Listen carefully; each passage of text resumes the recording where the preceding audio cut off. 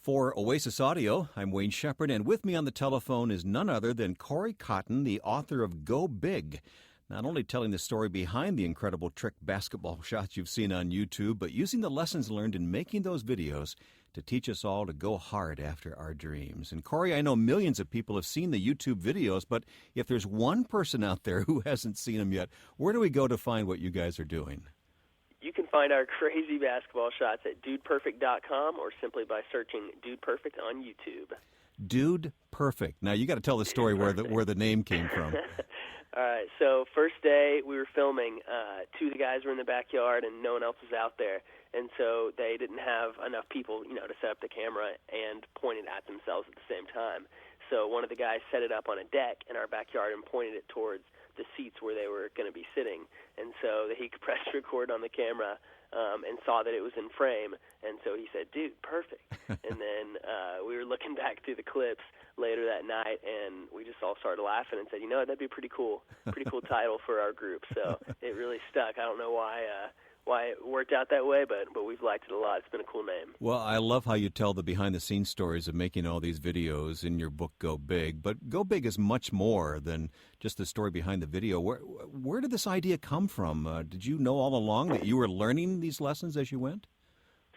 I don't know that we planned, or I do know that we did not plan to write a book from the beginning. This all started in the backyard. It was a, hey, if I make this shot, you owe me lunch thing. College guys, we got to find a way to get a free meal anytime we can. And you up the ante every time, right? Of course. We're five of the most competitive guys you could ever meet. So the competition side of it is what really drove the shots from the beginning. But to answer your question, no, we definitely did not plan on this going as big as it did or anything. Really, once it started to pick up steam, we realized that we had stumbled into a niche, both in the YouTube world and also kind of in the whole sports genre, I guess you could say. So we got pretty excited when we found out that it was catching traction. Well, what did you set out to do in writing Go Big? Go Big has been our slogan from the beginning. That's something that I explain early on in the book as I talk about the title and the different principles that go along with it. But Go Big's been our slogan since the very beginning. We, ever since the first couple shots in our backyard, we realized that there's kind of something in all of us, and I think especially guys sometimes, that when it comes to sports and following your dreams, whether you're a business person or whether you're a college student, male, female, whatever, it doesn't really matter. We all have this desire to go big. And, I think when we're kids, we realize it more and we dream big. And I talk in the book about when you're a child, you dream about slam dunks and home runs and, hat tricks and all these big things in sports. You don't dream about layups or bunts or any of the boring things. But then we grow up and life gets hard and beats us down and all this stuff. And, I look around and I see way too many people that, at least I feel like, aren't following their dreams and the things that they have always wanted to do. So, thinking about our slogan, Go Big, I really wanted to set out to write a book that explained to people that it's important to follow your passions and that it's possible to achieve your dreams. So it's been a pretty exciting process, and I've absolutely loved the way the book's turned out. And besides, Go Mediocre just doesn't sell books, does it? No, it doesn't. That doesn't sell real well. So Go Big sounds a little better. But Cory, dude, you're what, 20-something years old? Yeah, about to turn 24 here pretty soon. So when the book comes out, I'll be 24. So do you have people say, come on, kid, what does a 24-year-old have to teach me about going big? Absolutely, and I think that's actually one of the most fun pieces about it is that we feel like we're, in a sense, not qualified, but I think that's really been one of the most exciting pieces of this puzzle. Really, I'm a communication major, speech comm major from Texas A&M University. Whoop. Had to get that in, yeah, okay. I did have to get it in, yeah. So I'm sure we'll have some people whooping along with me. Really, the cool thing about being a communication major and then jumping into really what's become a business has been the whole entrepreneurial side of it. I've really been bitten with the entrepreneurial bug, and I think the coolest thing that we've all liked about this whole entrepreneurial side of everything is that you really do make it up as you go. And it's exciting because there's not really a rule book to follow, and especially with what we're doing, no one's ever done anything like this before. Basketball shots aside, no one's really taken a YouTube brand in the same direction that we have, and no one's come out with an iPhone game or a book and all this stuff that we've done. We're the first ones kind of trailblazing that. So for us, there's no one qualified to explain what we've been doing. And so we feel like, even though we're young guys, we're kind of blazing this path.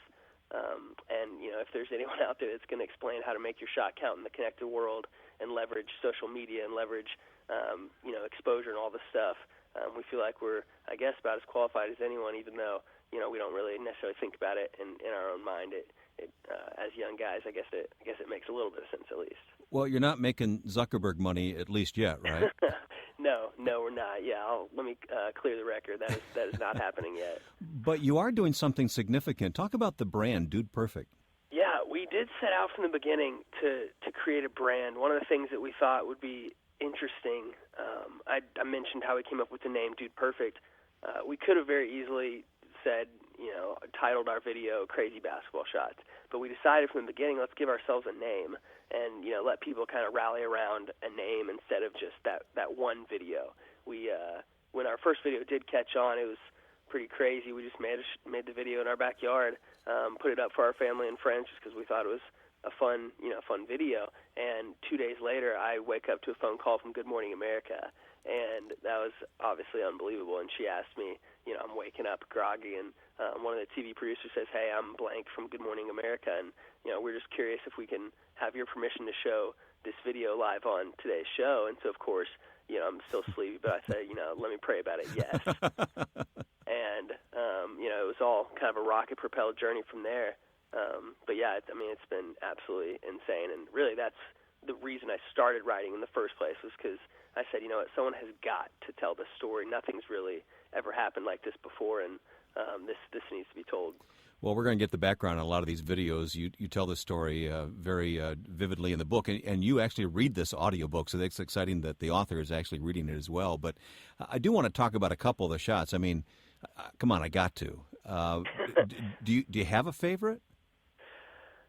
It's hard to pick a favorite. People always like to ask that, and it's always a tough question to answer. I think probably my favorite has been the airplane shot. Tyler took that one. Tyler's the guy with the beard, and in most of the videos that you see, he's really our resident daredevil. So when it came to doing that airplane shot, we were working on a campaign for a GMC TV commercial, and so they had us out in Austin, Texas, actually, which is where I'm living now, and we were out in a field and put an airplane out there, and Tyler got in there with the pilot and flew a couple hundred feet in the air towards the basketball goal, and he had some 5 or 10 basketballs in the airplane, and we thought surely it would take hours and hours to get this shot. I mean, who's going to make an airplane shot quickly? And so the first time he comes flying at us, and we're all screaming and yelling, dropping our hands, signaling for him to drop it now, and he does, and he missed by, seriously, like a football field's length. It was horrible. It had to be 80 or 90 yards. It was terrible. And so we're all just, we had gone from this huge emotional high of, this is like the coolest shot ever. This is something we've been dreaming about doing, that people have requested for really like a year now, and he missed horribly. So we're all looking down at our watches like we're going to be here forever. So the pilot circles back around and comes, and we're faking our excitement for the camera and like, all right, yeah, come on. And so we put up our hands, drop it now, and we signaled him a little bit earlier, and he dropped it, and it lasered straight into the goal, and we went nuts. If you've seen the video, our excitement is not faked. We were going crazy. Yeah, you can't fake that, no. What's funny about that, we wish we had it on camera.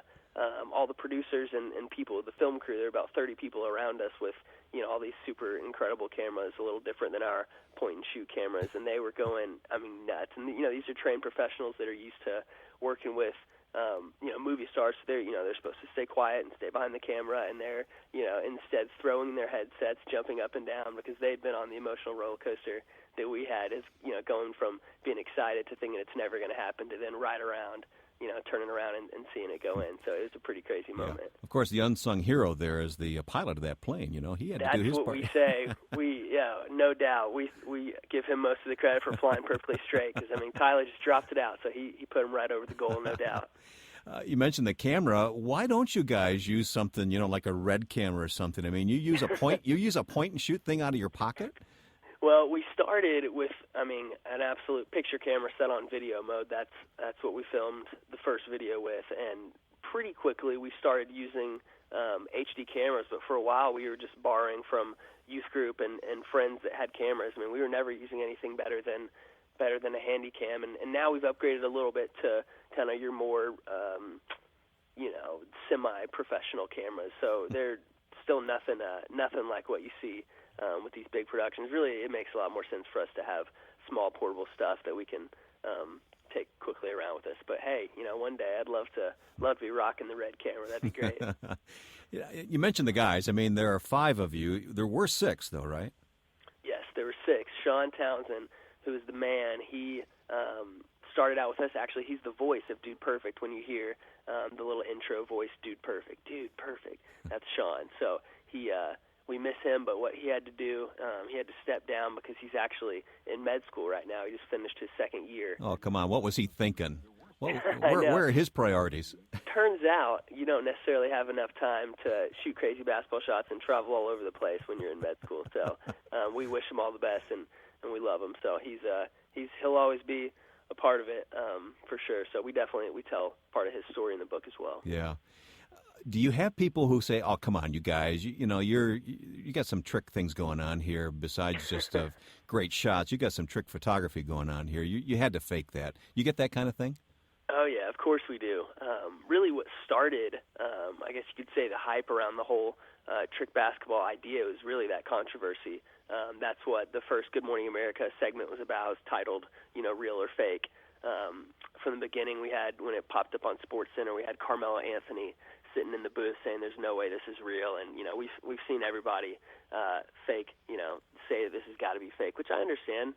We're living in a world where really most things are fake, and people can do things quicker by faking it. But we decided from the very first day that we wanted to be authentic and real. We thought that was a cool piece to it. We shot a shot the first day that didn't go in, but looked on camera exactly like it did. And on the very first day, we looked back and said, nope, we got to do it for real, because if you compromise once, sure, then you'll lose that respect. So understand that. Yeah, it's been something that's been very important to us. Yeah.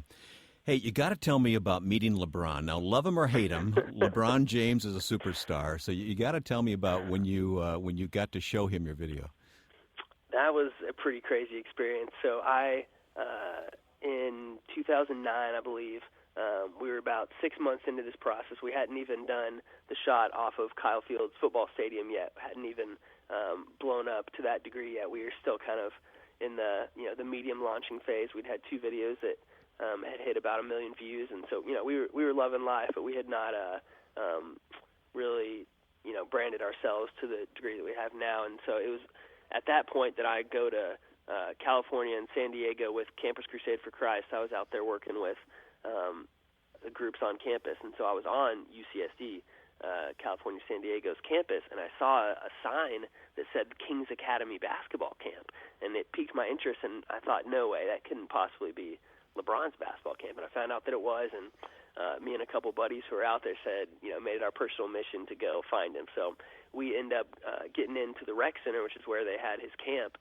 and we end up standing out in front of, I guess, the gym where he was in there, and the kids had been in there earlier, but the camp had finished. So he is in there doing a personal workout session with Mo Williams and a couple coaches. So me and a couple of the people that are with me, we're starstruck, and I'd never met him or seen him or anything in person. And he's he's literally the size of a refrigerator. It's crazy. And so we're standing out there in front of this glass, and we were pretty excited that we were getting to see him. But then we see this bodyguard walk towards us and kind of shake his head, and we're like, oh, my gosh, we're going to have to leave. But he opens the door and said, hey, LeBron saw you out there watching him. He'd like to know if you'd like to come in and see him. And so we, of course, are pumped out of our minds. So we go in and get to sit down on the sideline and have this personal viewing session of LeBron's practice. And so anyways, long story short, we watch him for about an hour, and a couple other people had filtered in, but when he was done and he was stretching, all these other people started leaving without, walking over to him or anything. And, I was like, yeah, right, I'm going to miss the opportunity to go shake his hand or, say something, but I didn't have a good intro or a good idea of what to say. And so the thought hit me that I had one of our Dude Perfect videos, the Ranch Edition, queued up on my iPhone in my pocket. And so, the crazy thought hit me that I could show our video to LeBron. Yeah, you got to, sure. And so the moment I thought of it, I couldn't get that out of my mind. And the dangerous idea, though, the dangerous part about it was the bodyguard, when he let us in, had told us,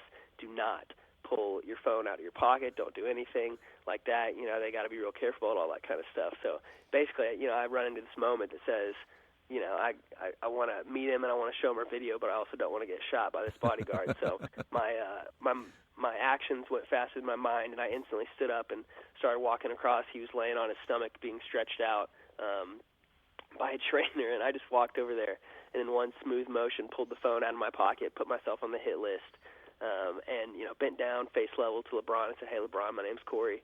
I'm a student at Texas A&M, and me and my 5 buddies made this crazy basketball shot video. Thought you'd like to check it out." And I hit play and showed it to him, and so he watched whatever the first shot was that popped up, and he started cracking up laughing and took the phone out of my hand.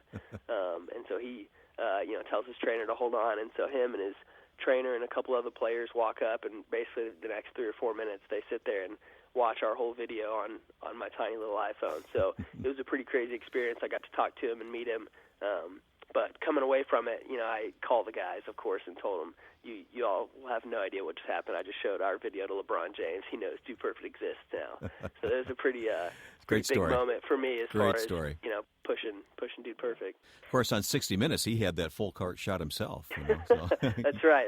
Yeah, he's done a few trick shots himself, so maybe that's why I liked it. How many people do you estimate have seen the videos you guys have done? Right now, currently, there's about 50 million total views on our stuff. That's kind of the low number. We did like I said, a campaign with GMC, and that went out as a TV commercial during the NBA Finals in 2010, I guess it was, and that blasted out like crazy. So if you're looking online, that was about 50 million, and then GMC estimated there was about 1 billion overall impressions. Through TV. It went out in the FIFA World Cup and stuff as well. So it's pretty global. It's pretty much out there, which, really, it's hard for me to even wrap my mind around the fact that this crazy thing that started has been spread out that much. Yeah, utterly amazing.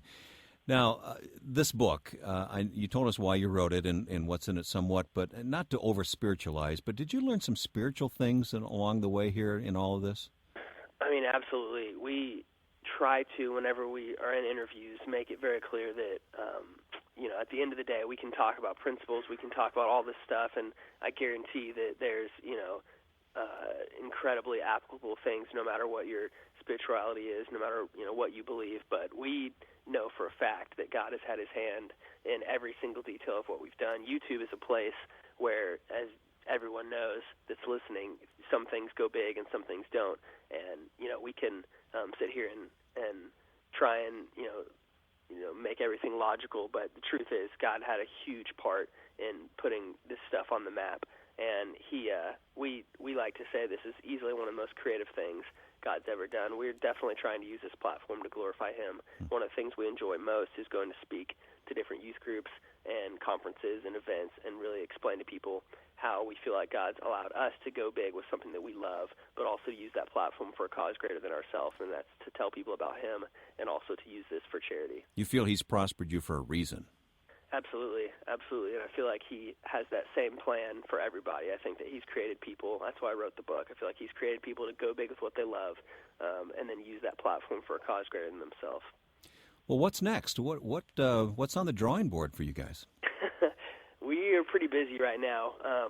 Pretty much paralleling this whole book project, my brother has spearheaded the development of an iPhone game. We've worked with a group out in Arizona, so if you guys pull out your iPhone, iPad, or iPod, you can look up Dude Perfect, and it's just about the coolest iPhone game you've ever seen. I'm going to do it as soon as we're done here. Yeah, if you've ever played Angry Birds or seen that, this is fairly similar to that, but with basketball. So it's pretty funny to see ourselves as animated characters. So that's everyone's dream, is to be an animated character at some point in their life. So that's something we've been working on. We've of course got basketball shot ideas that we're planning all the time. I will not be satisfied until we do a shot in the Grand Canyon. Oh boy, that's my personal goal. Now, you may need a few government permits for that one. What do you think? Yeah, and a couple basketballs. We might need a dump truck full at that point. I'm sure someone will be happy to sponsor that part of it. Probably. Well, tell us again where we can find you online. Yeah, the easiest thing, you can just Google Dude Perfect, and you'll probably see our website, dudeperfect.com, or one of our YouTube videos pop up, and you can bounce around from there. We like to tell people that if you're going to sit down and start watching our videos, you should probably make sure you've got a little bit of time, because it is pretty addicting to get stuck. You guys know how YouTube is, and we're no exception. So make sure you've got at least 20 minutes for sure. Cory, dude, perfect. Thanks for your time today. Wayne, I appreciate it very much. Cory Cotton, the author of Go Big, in print from Tyndale and now in audiobook form from Oasis Audio. And for Oasis, I'm Wayne Shepherd. We need a swishing sound of a basketball now, Cory. Can you do that? We do. We should probably end with a little dude. Perfect.